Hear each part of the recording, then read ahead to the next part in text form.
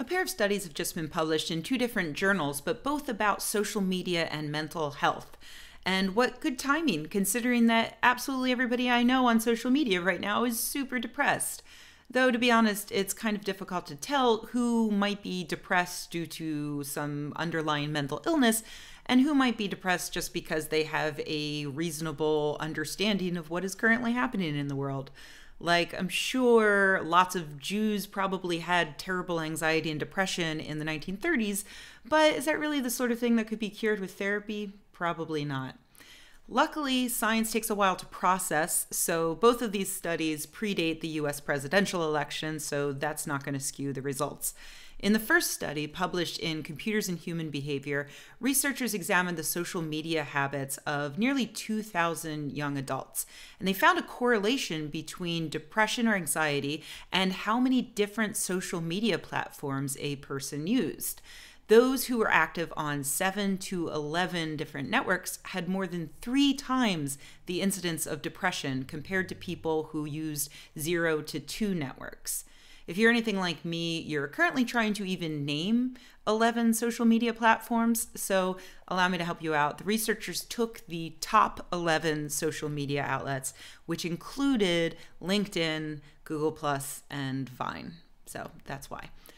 They controlled for factors such as income and education, as you might expect. But interestingly, they also controlled for the amount of time people spent on social media. And what they found was that the total time on social media didn't seem to matter at all. So a person could spend 12 hours but only be on Facebook that entire time and have way less of a chance to be depressed compared to a person who only spent 4 hours on social media but spent them on all 11 of the most popular social media networks. Now, that may be because you must have something wrong in your brain in order to get to the point where you're spending significant time on LinkedIn, but this paper didn't actually establish causation.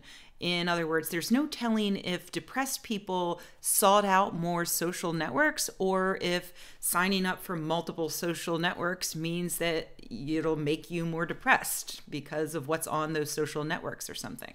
The researchers did think of several hypotheses that could go either way. Like maybe if you're depressed, you constantly seek out new avenues to find stimulation or to find a sense of belonging. Or maybe multitasking on various social networks makes you depressed, since multitasking has been shown in previous studies to have negative impacts on mental health.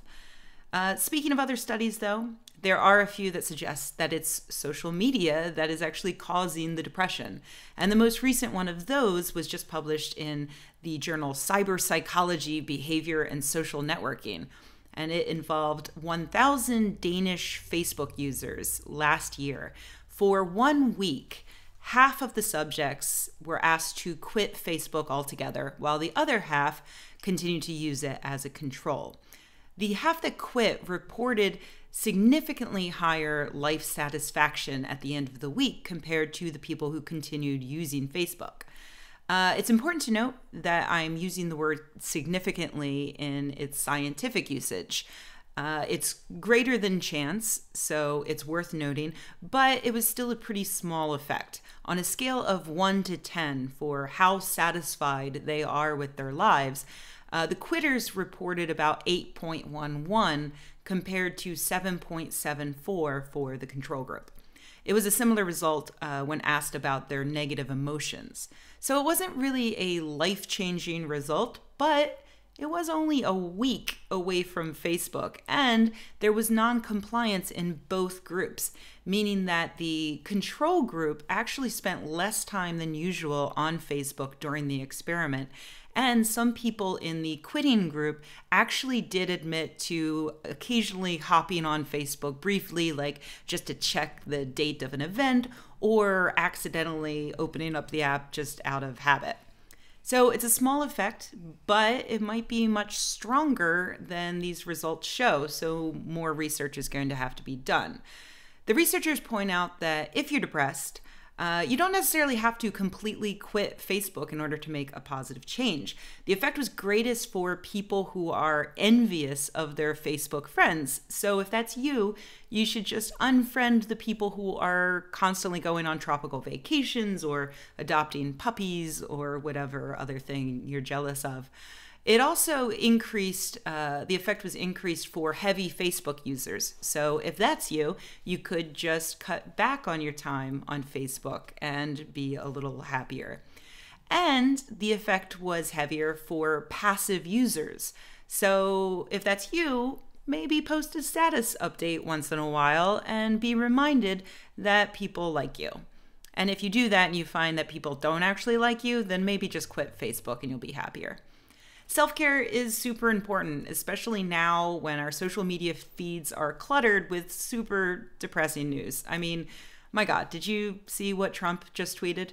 I didn't, because I'm taking a break. At least until I get to my parents' place for Christmas and I have absolutely nothing else to do.